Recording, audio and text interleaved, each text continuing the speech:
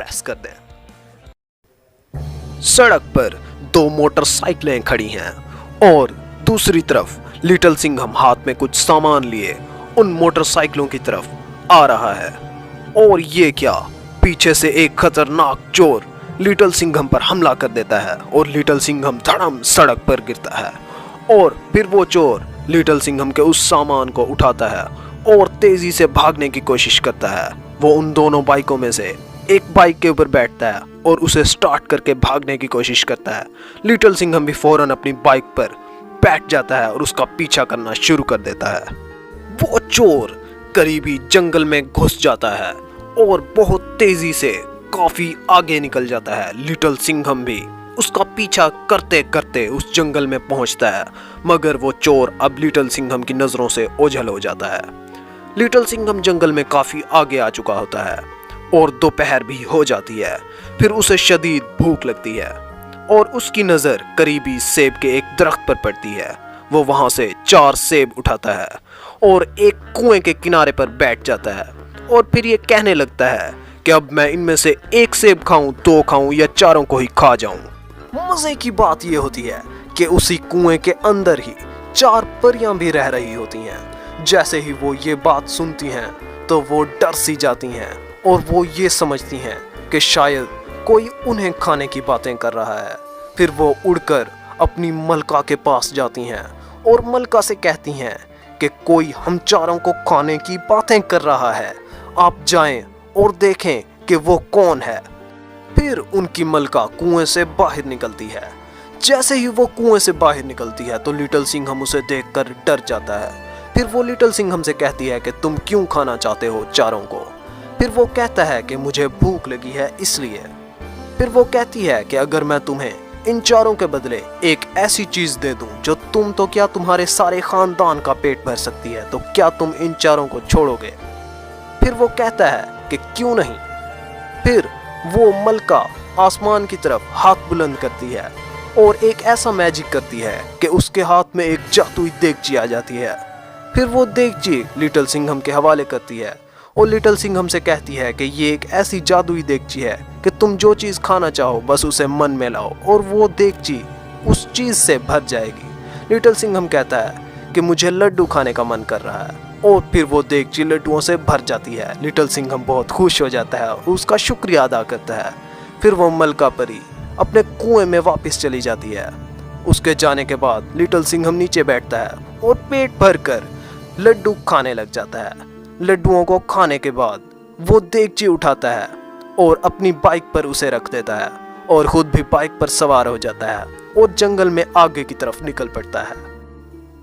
जब लिटिल सिंघम उस सुनसान जंगल के बिल्कुल दरमियान में पहुंच जाता है और अंधेरा भी छा ही रहा होता है तो लिटिल सिंघम फौरन अपनी बाइक वहीं रोक देता है और उसे भूख भी लग रही होती है। तो लिटिल सिंघम वो देगची उठाता है और एक बार फिर लड्डुओं का ख्याल अपने मन में लाता है और वो देगची लड्डुओं से भर जाती है। लिटिल सिंघम लड्डू खा ही रहा होता है कि उसके करीब एक झोंपड़ी में से चालाक बुढ़िया ये सारा मंजर देख रही होती है। वो ये सब कुछ देखकर हैरान और परेशान रह जाती है और उसके बाद वो लिटिल सिंघम के करीब आ जाती है और लिटिल सिंघम से पूछने लग जाती है कि ये तुमने कैसे किया। लिटिल सिंघम उसे सारी कहानी बताना शुरू कर देता है कि किस तरह उसने ये देगची एक मलका से हासिल की। फिर बुढ़िया समझ जाती है और लिटिल सिंघम से कहती है कि तुम आज रात यहीं मेरी झोंपड़ी में गुजार लो और सुबह वापस चले जाना। झोंपड़ी के अंदर लिटिल सिंघम के साथ क्या होने वाला था इसकी उसे खबर ना थी। उसके बाद लिटिल सिंघम उस झोंपड़ी के अंदर अपनी जादुई देगची रखता है और फिर सो जाता है। बुढ़िया भी सो जाती है।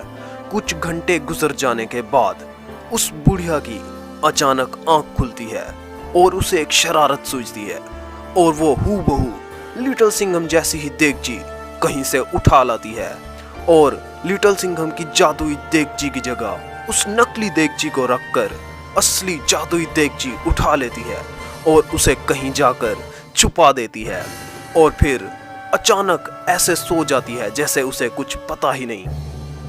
जैसे ही सुबह होती है तो लिटिल सिंघम की आंख खुल जाती है लिटिल सिंघम फौरन खड़ा हो जाता है और बुढ़िया को भी जगा देता है। उसके बाद लिटिल सिंघम अपनी जादुई देगची उठाता है और बुढ़िया से कहता है कि तेरा बहुत शुक्रिया कि तूने मुझे यहाँ रात गुजारने दी। अब मैं अपने घर वापस जा रहा हूँ। उसके बाद लिटिल सिंघम उस झोंपड़ी से बाहर निकलता है और बुढ़िया भी बाहर देख रही होती है। फिर लिटिल सिंघम उस देगची को अपनी बाइक पर रखता है और खुद भी बाइक पर बैठ जाता है और वापस घर की तरफ रवाना हो जाता है। लिटिल सिंघम वापस घर की तरफ आ रहा होता है कि रास्ते में कीको भी आ रहा होता है। लिटिल सिंघम कीको को देखकर फौरन अपनी बाइक रोक देता है और वो देगची उठाकर कीको के पास चला जाता है। कीको पूछता है कि ये क्या है लिटिल सिंघम। फिर लिटिल सिंघम कीको को कहता है कि कीको तू जो कुछ खाना चाहता है उसे अपने मन में ला और ये देगची उस चीज से भर जाएगी। कीको कहता है कि मेरा चावल खाने का दिल कर रहा है। लिटिल सिंघम कहता है कि देख ये देगची चावलों से भर जाएगी। कीको देखता है तो वो खाली होती है। कीको लिटिल सिंघम का मजाक उड़ाने लग जाता है और कहता है कि ये देगची तो खाली है। लिटिल सिंघम को बहुत ही ज्यादा गुस्सा आ जाता है और लिटिल सिंघम गुस्से में वो देगची जमीन पर पटक देता है। फिर लिटिल सिंघम कहता है कि मैं इसकी शिकायत मलका परी से करूंगा। लिटिल सिंघम बाइक पर सवार हो जाता है और उस मलका परी की तरफ चल पड़ता है। लिटिल सिंघम जंगल के अंदर बिल्कुल उसी जगह पर पहुंच जाता है जिस जगह वो कुआं होता है। फिर लिटिल सिंघम बाइक से नीचे उतरता है और कुएं की एक तरफ खड़े होकर ये कहने लग जाता है कि मैं इन चारों को खा जाऊंगा और इन्हें नहीं छोड़ूंगा। ये सुनकर फौरन मलका परी कुएं से बाहर निकल आती है और लिटिल सिंघम उसे कहने लग जाता है कि तूने मेरे साथ धोखा किया और मुझे एक नकली देगची पकड़ा दी जिसकी वजह से मेरी दोस्तों में बदनामी हुई। फिर मलका परी पूछती है कि तू घर जाने से पहले कहाँ रुका था। लिटिल सिंघम उस मलका परी को सारी कहानी बता देता है।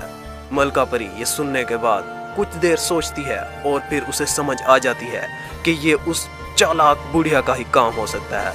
फिर मलका परी आसमान की तरफ हाथ बुलंद करती है और इस दफा मैजिक होने के बाद एक जादुई डंडा लिटिल सिंघम के हाथ में थमा देती है और उससे कहती है कि जिस जगह तू गया था उस जगह पर जाकर ये कहने लग जा कि जिसने मेरी देगची चुराई है डंडे तो उसे उस वक्त तक मार जब तक वो मेरी चीज वापस ना कर दे। उसके बाद परी कुएं के अंदर चली जाती है और लिटिल सिंघम वो डंडा उठाकर अपनी बाइक की तरफ आता है और उस डंडे को बाइक के ऊपर रख देता है और खुद भी बाइक के ऊपर बैठ जाता है और उस झोंपड़ी की तरफ चल पड़ता है। फिर लिटिल सिंघम उस बुढ़िया की झोंपड़ी के करीब अपनी बाइक को फौरन रोक देता है और बाइक से उतरता है और वो डंडा उठाता है और डंडे से कहने लग जाता है कि जिसने मेरी देगची चुराई है उसे उस वक्त तक मार जब तक वो मुझे देगची वापस ना कर दे। फिर वो डंडा फिजा में बुलंद हो जाता है और बुढ़िया की पिटाई करना शुरू कर देता है। बुढ़िया इधर उधर भागने लग जाती है। फिर बुढ़िया को समझ आ जाती है कि ये उस वक्त तक मुझे नहीं छोड़ेगा जब तक मैं वापस ना कर दूं देगची। फिर वो अपनी झोंपड़ी से लिटिल सिंघम की जादुई देगची उठाती है और उसे लिटिल सिंघम के हवाले कर देती है। जैसे ही वो देगची लिटिल सिंघम को देती है तो वो डंडा नीचे गिर जाता है